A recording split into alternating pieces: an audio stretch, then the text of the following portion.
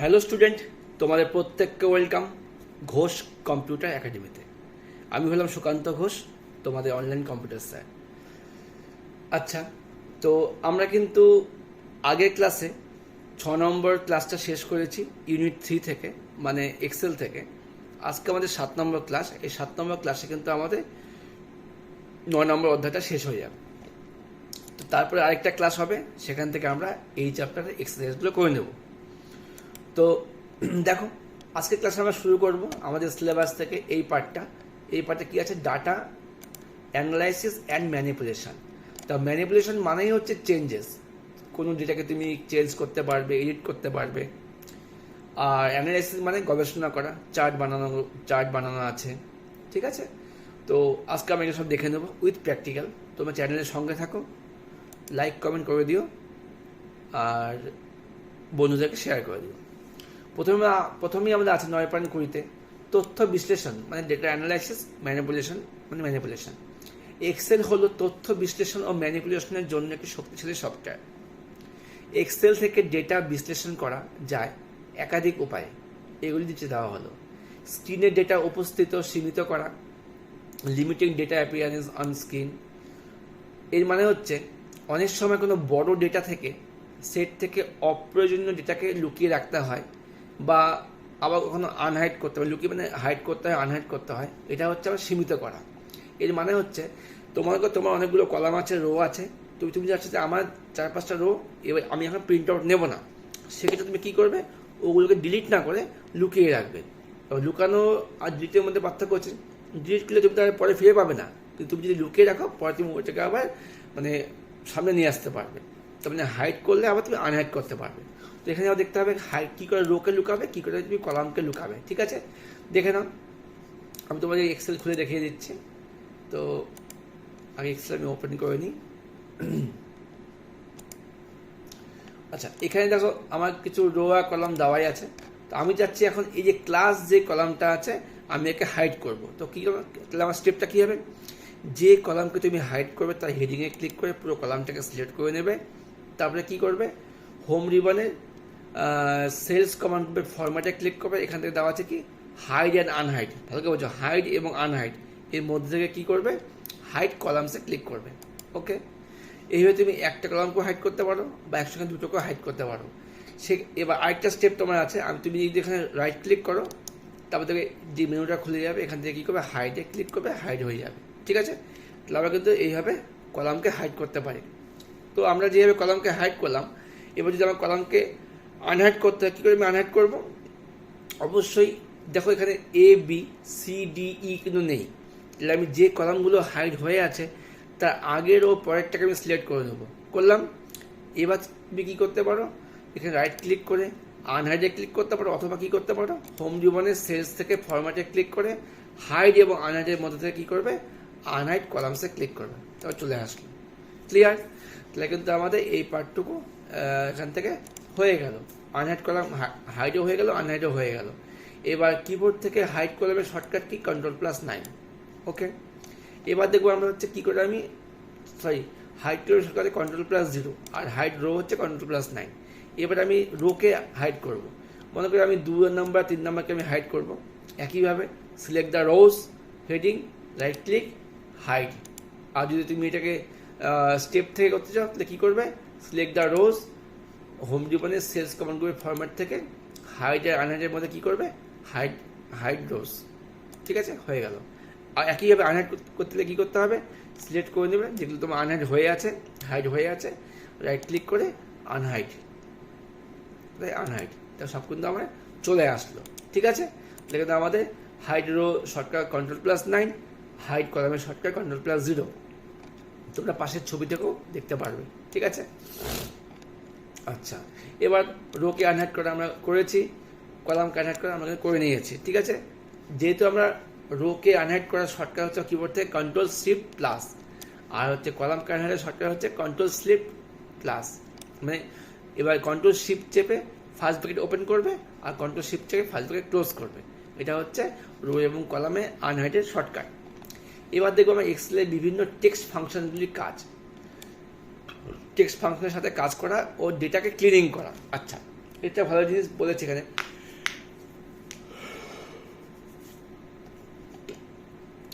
আমরা যখন অন্য কোনো অ্যাপ্লিকেশন থেকে ডেটাকে এক্সেলে ইম্পোর্ট করি তখন ডেটাগুলিকে সহজে বিশ্লেষণ করা যায় না।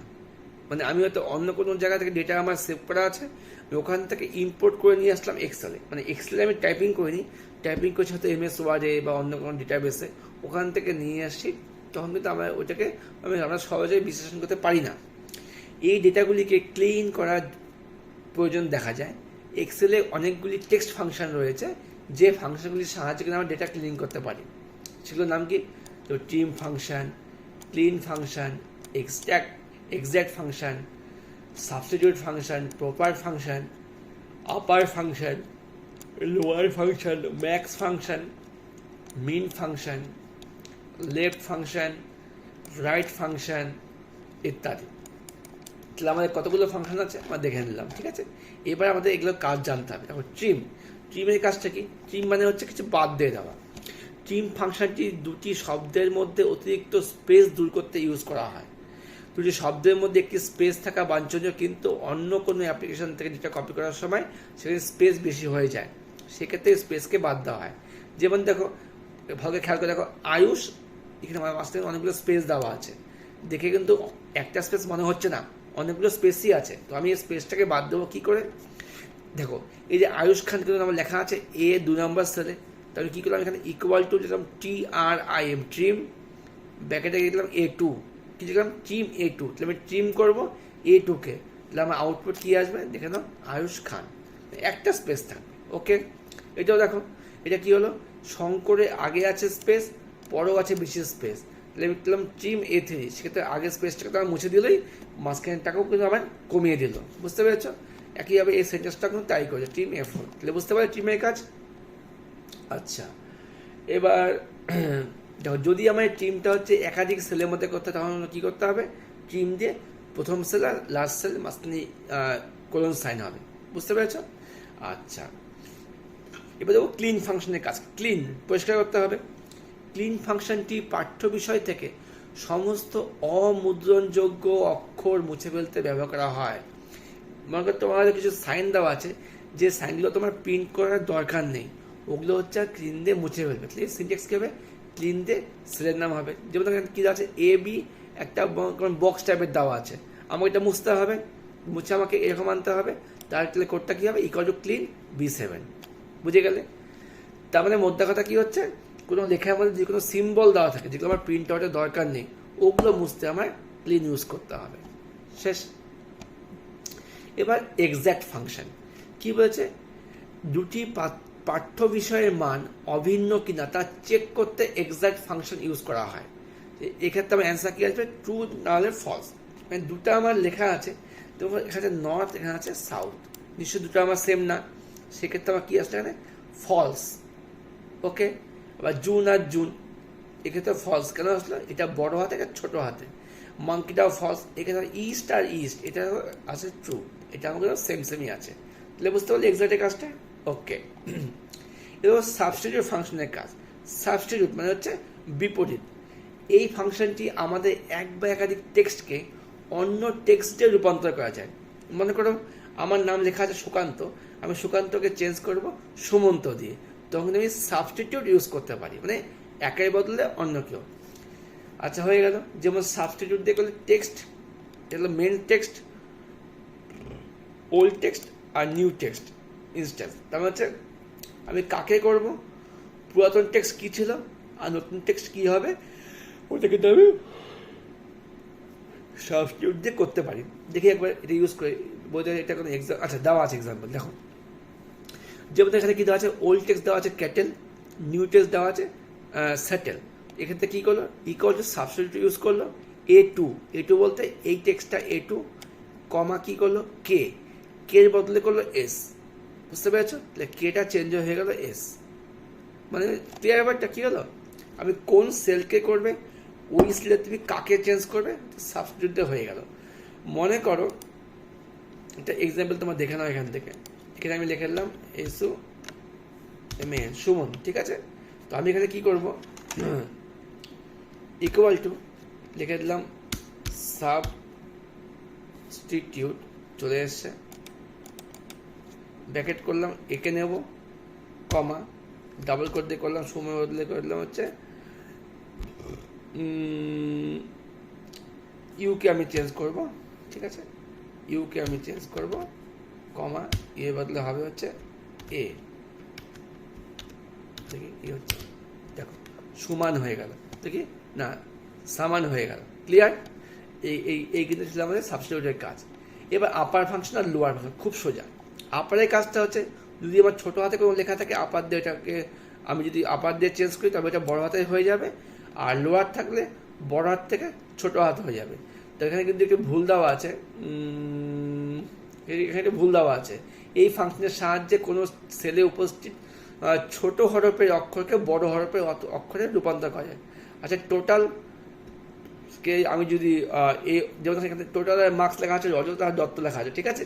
তো আমি করলাম আপার A1, মানে একে আমি চেঞ্জ করবো, তাহলে অ্যান্সার কী হবে, বড় হাতের টোটাল। এক্ষেত্রে আপার B1 মানে রজত হয়ে গেলে বড়, B1 মানে এটা মার্কসকে চেঞ্জ করলে কী হলো, বড় হাতের মার্কস, ক্লিয়ার। আর লোয়ারে কী হবে, ছোটো হাতের অক্ষর না বড় হাতের অক্ষরকে ছোটোতে রূপান্তর করবে। ছিল রজত, একে যদি আমি লোয়ার করি A1 হয়ে গেল স্মল রজত, ক্লিয়ার। একইভাবে দেখো A2 মানে কমা হয়ে গেল স্মল কমা, ঠিক আছে, ক্লিয়ার। আপার আর লোয়ার। এবার হচ্ছে ম্যাক্স ফাংশন আর মিন ফাংশন, খুব সোজা। ম্যাক্স আর মিন কি, তো এই যে আমাকে সেল রেঞ্জ দেওয়া আছে 21, 43, 56, 69 আর 27, আমি যদি দেখি ইকুয়াল টু ম্যাক্স A5 মানে এই ঘর থেকে এই ঘর, A5 = A9, সেক্ষেত্রে আমার অ্যান্সার কী হবে, এর মধ্যে সবচেয়ে বড় সংখ্যাকে 79, অ্যান্সার আসবে তখন 79। ম্যাক্স না ম্যাক্সিমাম নাম্বার শো করবে, আর মিন দিয়ে কী হবে, মিনিমাম নাম্বার শো করবে, ঠিক আছে। Max to minimum cell range দিয়েও করতে পারো, অথবা কি করতে পারো, ইকুয়াল টু ম্যাক্স কোন কোন ঘরের মধ্যে তুমি দেখবে, এই যেমন এখানে A5 নিয়েছে, তারপর হচ্ছে A5 থেকে A5, 82, সরি A5 থেকে A9, আচ্ছা। তো A5 থেকে A9 এর মধ্যে A9 সেলের মধ্যে 82 সবচেয়ে বড়, তো 82কে ও শো করবে। আচ্ছা, মিনে কী হবে, এখান থেকে সবচেয়ে স্মল নাম্বারটা দেখাবে, মিন দিয়ে দেখো স্মল করতে হবে 21, ওকে। ম্যাক্স দিয়ে বড় দেখাবে, মিন দিয়ে স্মল দেখাবে। এবার লেফট ফাংশন আর রাইট ফাংশন। লেফট রাইটের ব্যাপারটা কি, দেখো এখানে দেওয়া আছে ডেটার মধ্যে ভিক্টোরিয়া, ম্যাঙ্গো, চকোলেট। তো আমি কি করলাম, ইকুয়াল টু লেফট দিয়ে আমি কম্পিউটার লিখেছি একটা, 3, তাহলে 3 কী হবে, প্রথম থেকে 3টা লেটার শো করবে, কম, ক্লিয়ার। আবার left A2 equal to left A2 বলতে এই ঘরটা, তাহলে এখান থেকে কী শো হবে, শুধু ভি শো হবে। যদি আমি শুধু লেফট রাখি আর যদি আমি টেক্সটটাকে নিয়ে নিই বা সেল নাম্বার নিই, তবে আমার বাঁ দিকে প্রথম লেটারটা শো করবে। আর যদি আমি কমা দিয়ে মেনশন করে দিই, তবে আমার ওই কটা লেটার শো করবে বাঁ দিক থেকে। যেমন A3, 3, A3 মানে ম্যাঙ্গো, উত্তর কী হবে MAN, ক্লিয়ার। আচ্ছা, এবার দেখবো রাইট ফাংশনের কাজ। লেফটের উল্টা হবে রাইট ফাংশনের কাজ, এটা আমার ডান দিক থেকে শো করবে। যেমন দেখো কী আছে, জাপান দিয়ে 3 করলো, তাহলে উত্তর কী হবে পান। রাইট A1 মানে হচ্ছে লাস্টে A শো করবে, A, ক্লিয়ার। তাহলে লেফটে বাঁ দিক থেকে শো করছে আর রাইটের ডান দিক থেকে শো করছে। তোমরা এই উদাহরণগুলো খেয়াল করে নাও, ঠিক আছে, আরও ভালো বুঝতে পারবে। আর নাহলে স্ক্রিনশট নিয়ে নাও, আরও ভালো বুঝতে পারবে। তো ভিডিওর মাঝে অবশ্যই বলে রাখি, তোমাদের কিন্তু এক্সেল থেকে মানে পুরো এই সেমিস্টার 1 থেকে MCQ টাইপের প্রশ্ন আসবে। এর পরের ক্লাসে তোমরা দেখে নেবে কোন ধরনের প্রশ্ন তোমাদের এখান থেকে আসতে পারে। তো এগুলো কোনো মুখস্থর দরকার নেই, ভালো করে চোখস্থ করে রাখো, মানে তোমার হেডফোন লাগিয়ে শুনে রাখো বা ভিডিও ডাউনলোড করে রাখো, বারবার করে দেখো, তোমাদের মাথার মধ্যে পুরোটা আইডিয়া হয়ে যাবে, ঠিক আছে। তাই চিন্তার কারণ নেই, ভালো করে দেখে রাখো। এবার দেখো ডেটা স্প্লিটিং বা কম্বাইন করা। স্প্লিটিং মানে হচ্ছে, দেখে নাও এক্সেল ওয়ার্কশিটে কখনো কখনো এমন পরিস্থিতির মুখোমুখি হতে পারে যখন আমাদের প্রয়োজন অনুসারে সেলের ডেটাগুলিকে একত্রিত বা বিভক্ত করতে হবে। সেলে কোনো লেখা বা টেক্সটকে আলাদা দুটি কলামে বিভক্ত করার প্রক্রিয়াকে বলা হয় স্প্লিটিং। আমি ভেঙে দিলাম, ঠিক আছে, এবং দুটা সেলের লেখা যখন আমি একসঙ্গে আনলাম, ওটা হলো কম্বাইন। হোয়াট ইজ স্প্লিটিং মানে ভেঙে দেওয়া, কম্বাইন মানে জুড়ে দেওয়া, ঠিক আছে। এবার তুমি স্প্লিটিং কী করে করবে, যেমন দেওয়া আছে কি নর্থ, ইস্ট, ওয়েস্ট, সাউথ, একটা সেলের মধ্যে লেখা আছে। তো আমি কি করলাম, নর্থকে আনলাম এর মধ্যে, ইস্টকে আনলাম এখানে বিতে, ওয়েস্টকে আনলাম C1-এ, সাউথকে আনলাম D1-এ। তো এই কাজটাকে দেওয়া হলো স্প্লিটিং দিয়ে হলো। এই কাজটা কী করে হলো, যে সেল রেঞ্জ থেকে তোমার কাজটা করতে হবে ওটা সিলেক্ট করে ডেটা রিবনে ডেটা টুলস থেকে টেক্সট কলাম বাটনে ক্লিক করতে হবে। এবার হচ্ছে convert text to column wizard step 1-এ ক্লিক করতে হবে। সে একবার তোমার কাজটা দেখে নাও। মনে করো আমি এখানে লিখেছি আচ্ছা সুমন সোমা সুমিত লিখেছি, ঠিক আছে। তাহলে আমি এর থেকে সিলেক্ট করে নিলাম। আচ্ছা ডেটা রিবনে কি বলছে এখান থেকে, ডেটা রিবনে আমি একবার বইটা খুলে নেব তাড়াতাড়ি হবে। আচ্ছা যাই হোক, ডেটা রিবনে ডেটা টুলস কমান্ড গ্রুপে text to column, data tools command গ্রুপের টেক্সট টু কলাম ক্লিক করলাম। এবার এখান থেকে আমার কী করতে হবে, আমরা এখান থেকে আবার করবো হচ্ছে গিয়ে উইজার্ড স্টেপ 1-2 ডায়লগ বক্স দেখা যাবে। প্রথম ধাপে গিয়ে ডিটেলমেন্টে ক্লিক করে নেক্সট করতে হবে, ডেলিমিটেড করে নেক্সট করলাম। আচ্ছা এবার এখান থেকে আবার কী করতে হবে, আমাকে এখান থেকে দেখে নিয়ে স্টেপ কী বলেছে। এবার দ্বিতীয় ধাপে কমা চেক বক্সে ক্লিক করতে হবে, নেক্সট বাটনে ক্লিক করতে হবে। আচ্ছা এখান থেকে কমাতে ক্লিক করলাম, ভেঙে দিল, নেক্সট করে দিলাম, ঠিক আছে। তারপরে কী বলেছে আমাকে এখান থেকে জেনারেল রেডিও বাটনে ক্লিক করতে হবে। এখান থেকে আমরা জেনারেলে ক্লিক করলাম, ফিনিশ করে দিই। দেখো এই ঘরে আসছে সোমা, এই ঘরে আসছে সুমিত, ক্লিয়ার। দুই জায়গায় ভাগ হয়ে গেল, ঠিক আছে।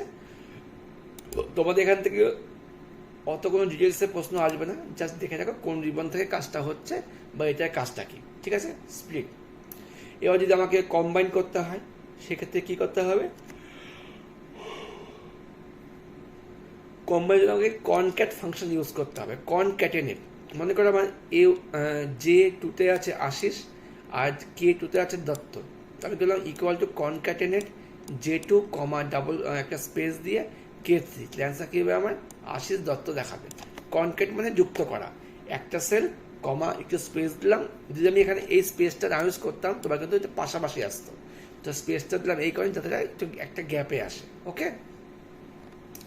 এবার ডেটা নর্মালাইজেশন মানে হচ্ছে আমরা সিলেবাস থেকে লাস্ট পর্যায়ে চলে এসেছি। আচ্ছা এখন অনেকটা বাকি আছে, যাই হোক শেষ তো করতেই হবে। এর মানে হচ্ছে ডেটা নর্মালাইজেশন বা সরলীকরণ শব্দের অর্থ হচ্ছে একটা নির্দিষ্ট সীমার মধ্যে কোনো মানকে হ্রাস করা, ছোট করা। অন্যভাবে আমরা বলতে পারি এটি একটি ডেটা স্কেলিং করার প্রক্রিয়া যাতে 0 থেকে 1-এর মধ্যে থাকে। এই কৌশলটি অনুসরণ করে আমরা সমস্ত ডেটা পয়েন্টকে একটি সাধারণ স্কেলে আনতে পারি, ডেটা সেট থেকে অবাঞ্ছিত বৈশিষ্ট্যগুলিকে আমরা যুক্ত করতে পারি। আচ্ছা এটা ব্যাপারটা হচ্ছে গিয়ে যেমন দেখো এখানে কী করলো, এখানে নিম্নোক্ত নমুনা থেকে আমরা কীভাবে স্বাভাবিকরণ করতে পারি সেটা হচ্ছে প্রথমে মিন A2 থেকে A9, A2 থেকে A9 মিন করেছে। ফাংশন ইউজ করে আমরা ডেটা সেটের মানগুলি নির্ণয় করতে পারি। এখানে আমরা সবচেয়ে কমটাকে করতে পারি, যেটা B12-এ শো হয়েছে। B12 কোনটা আমার, এটা মিন ভ্যালু শো হলো। ম্যাক্স করতে পারি, ডিফারেন্স করতে পারি, ঠিক আছে। ম্যাক্সের মধ্যে ডিফারেন্স করতে 65, এগুলো করতে পারি। এটাই হচ্ছে আমার নর্মালাইজেশন, ঠিক আছে। আচ্ছা এটা হয়ে গেল। যেমন এটা আমার এখানে শো হয়েছে, ম্যাক্স শো হয়েছে, মিন শো হয়েছে। আচ্ছা এবার B2 সেলে মাউস পয়েন্টার রেখে ফর্মুলা বারে লিখলাম equal to A2 minus $B12 ভাগ $B14। তার মানে আমি এখানে কী করলাম, এখানে হচ্ছে এই কাজটা হয়েছে B2 সেলের মধ্যে, এই কাজটা হয়েছে A2 থেকে B12 বাদ গিয়েছে। B12 কোনটা, এটা বাদ গিয়েছে, তারপর তাকে ভাগ করেছে B14 দিয়ে ভাগ করেছে, এটাতে ভাগ করেছে, অ্যান্সার কিন্তু আমার পয়েন্টে আসলো। যাই হোক নর্মালাইজেশন মানে একটা হচ্ছে মানে পয়েন্টে কিছু মানে ওইটাকে সলভ করা, তোমার যা যা প্রয়োজন তুমি ওখানে ম্যাক্স বের করো, মিন বের করো, বা যেগুলো আমরা আগে সলভ করে আসলাম পুরোটাকে এক জায়গায় দেখা, ঠিক আছে। আচ্ছা এবার স্ট্যান্ডার্ডাইজেশন ব্যাপারটা কি, ডেটা স্ট্যান্ডার্ডাইজেশন মানে হচ্ছে ডেটাকে একটি স্ট্যান্ডার্ড ফরম্যাটে রূপান্তর করতে হবে যা কম্পিউটারে পড়তে এবং বুঝতে পারে। এটি গুরুত্বপূর্ণ কারণ এটি বিভিন্ন সিস্টেমকে ডেটা শেয়ার করতে এবং দক্ষতার সাথে ব্যবহার করতে দেয়। ডেটা স্ট্যান্ডার্ডাইজেশন ছাড়া যোগাযোগ, তথ্য আদান প্রদান বিভিন্ন পদ্ধতি এটি সহজ হবে না। যেমন দেখো, এটা ব্যাপার একই। এখানে যেমন এদের এই এগ্রিগেট বের করেছে, এভারেজ বের করেছে, তারপর স্ট্যান্ডার্ড ডিভিশন বের করেছে, এগুলো হচ্ছে স্ট্যান্ডার্ডাইজেশন। তোমরা জাস্ট ব্যাপারটা দেখে নিই, ঠিক আছে? আচ্ছা, এবার দেখি রেঞ্জ বা রেঞ্জের নাম, এটা একটা ভালো জিনিস দেওয়া আছে, রেঞ্জ বা রেঞ্জের নাম। রেঞ্জের নাম কিন্তু আমরা কিন্তু আগেও একবার দেখেছি। আমি যদি চাই যে A1 B1 C1, A1 B1 C1 A2 B2 C2, মানে আমি যদি চাই যে এখান থেকে এটুকুটাকে আমি হচ্ছে একটা নাম দেবো, তো আমাকে এটা সিলেক্ট করে নিয়ে আমি কিন্তু নেম বক্স থেকেও নাম দিতে পারি, ঠিক আছে? তো নাম দেওয়া যায়।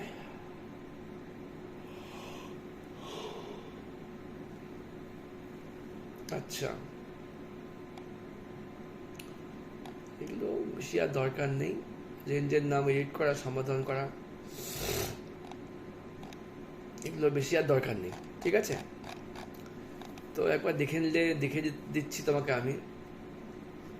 আচ্ছা, রেঞ্জ মানে হচ্ছে কি, ডেটা রেঞ্জ মানে হচ্ছে আমাকে, আমি যদি ভাবি যে আমি A1 থেকে এটুকু সিলেক্ট করবো, তাহলে আমার এখানে নামটা কি হচ্ছে A1:2 হয়ে যাচ্ছে কিন্তু D2, এটা কিন্তু আমার ডেটা রেঞ্জ, ঠিক আছে? তো আমরা এই জায়গায় যেটা শিখেছিলাম এটা হচ্ছে যে আমি পর কোনো রেঞ্জকে কিন্তু আমি এখান থেকে নাম দিতে পারি, আর এই ক্ষেত্রে কিন্তু আমি এখান থেকে একটা নাম এখানে সেট করতে পারি, ঠিক আছে? আর বইয়ে এই স্টেপটা তোমাদের করিয়েছে।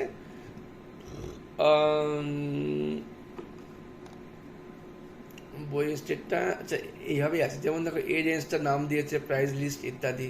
তোমার D5 থেকে D10, D5 থেকে D10 অবধি নাম রাখা সহজ, তো এটা নাম দিয়েছে প্রাইস লিস্ট বলে। তো তোমরা এটা সিলেক্ট করে এখান থেকে নাম দিতে পারো। তোমরা আমি এটা নাম দিয়ে দিলাম হচ্ছে মার্কস, MARKS, ঠিক আছে? মার্কস। তো যখনই তুমি আবার এখান থেকে সিলেক্ট করবে, উপরে কিন্তু তোমার উপরে মার্কসটা কিন্তু এখানে শো করবে, ঠিক আছে? আচ্ছা, এবার দেখে নিই আমরা রেঞ্জের নাম দেওয়া। রেঞ্জের নাম দেওয়ার কিছু নিয়ম আছে, তোমার নিয়মগুলো এখানে পড়ে নেবে কীভাবে রেঞ্জের নাম দেওয়া যায়। আচ্ছা, রেঞ্জের নামকে কী করে তোমরা এডিট করতে পারবে, তোমরা কিন্তু এই কাজটা ফর্মুলাস লিবন থেকেও করতে পারো। এখান থেকে তোমার হচ্ছে ফর্মুলাস লিবনে গিয়ে ডিফাইন নেমসের মধ্যে কাজটা করতে হবে। কোথায় গেল ডিফাইন নেম? ডিফাইন নেমে তোমাদেরকে কিন্তু এই কাজটা করতে হবে, ঠিক আছে?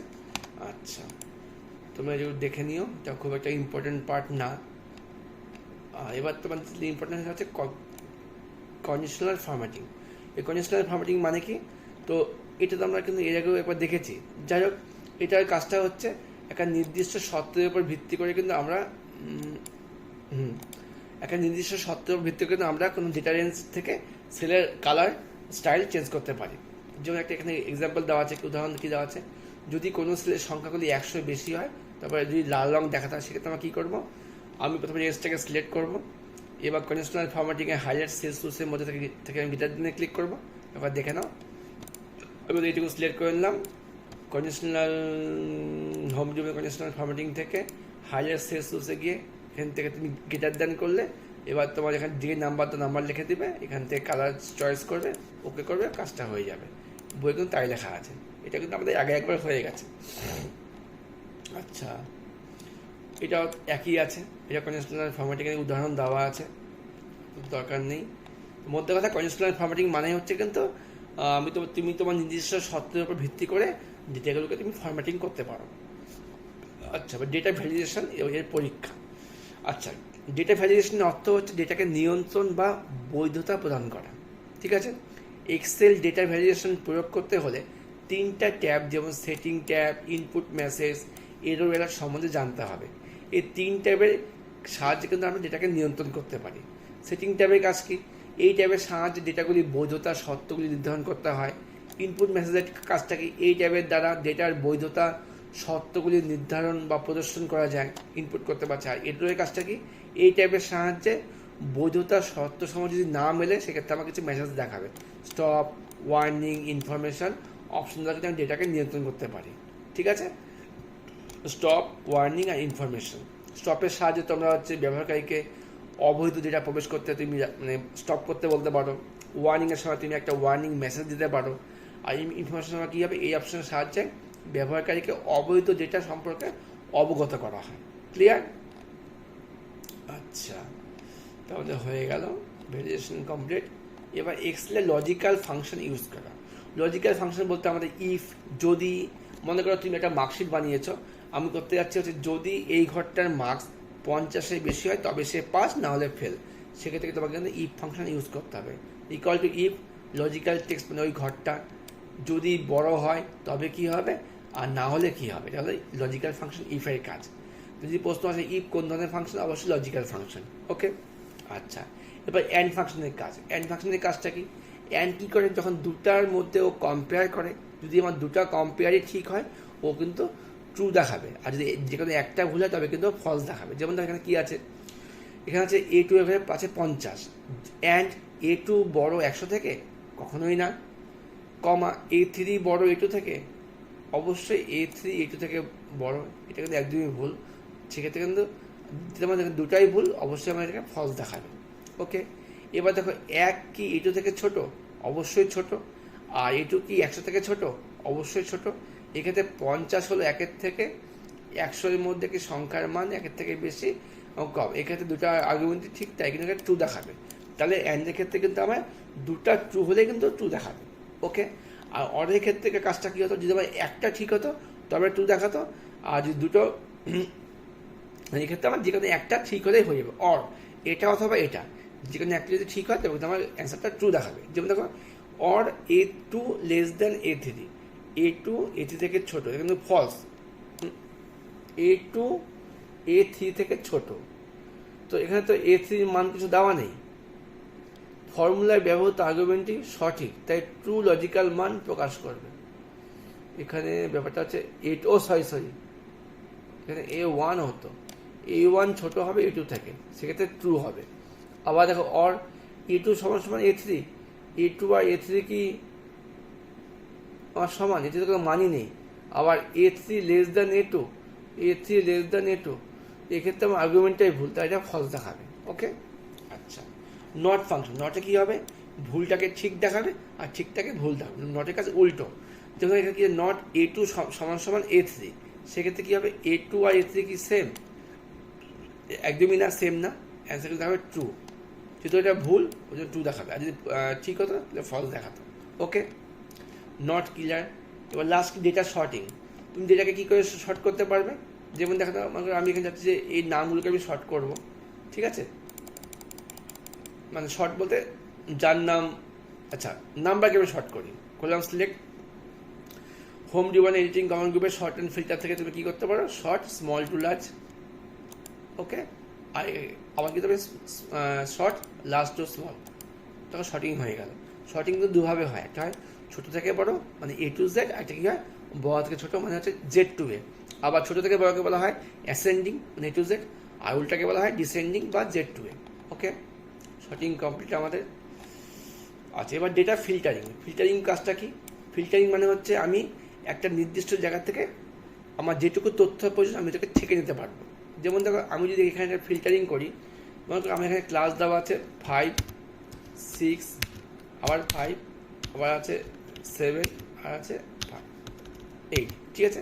আমি এবার ফিল্টার থেকে দেখে দেবো শুধু 5-এর আমি দেখবো, তাহলে আমি সেখানে 5কে সিলেক্ট সব অফ করে দিলাম, 5 পেয়ে দিলাম, ওকে পেয়ে গেলাম।